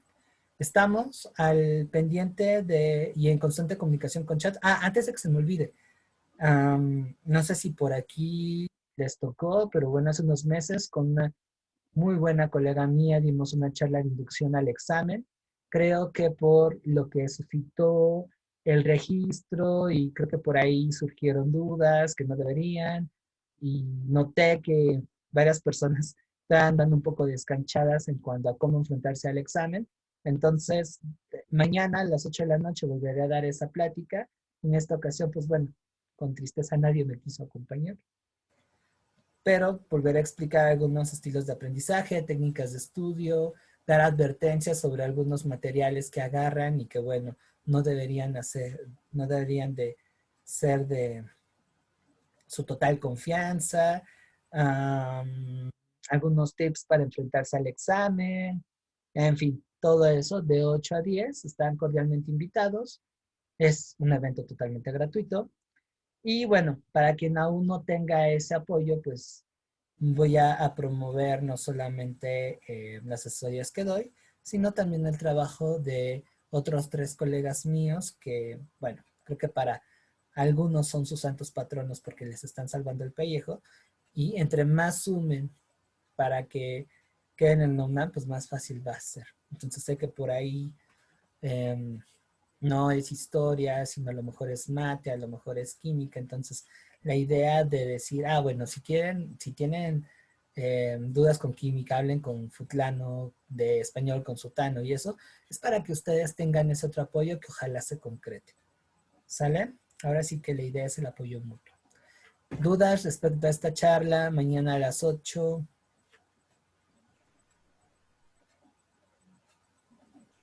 Profe, la guía de historia de México es la que está en Classroom, ¿verdad?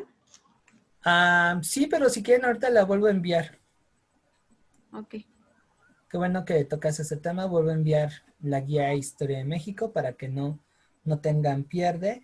Y también la historia mínima de México.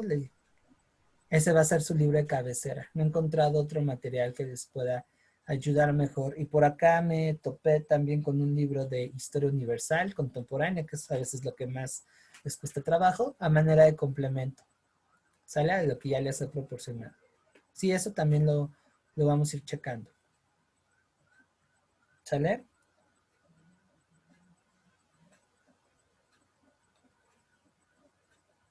¿Alguna otra duda, comentario?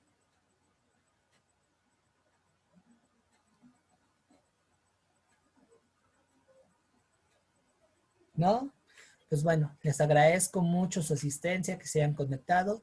Fue un verdadero privilegio haber estado con ustedes en este camino pues algo largo que fue Historia Universal y me encantaría volverlos a ver el siguiente jueves con Historia de México. Que tengan una excelente noche. Descansen, por favor. Ya cada vez falta menos, pero no se me achicopalen, sí se puede.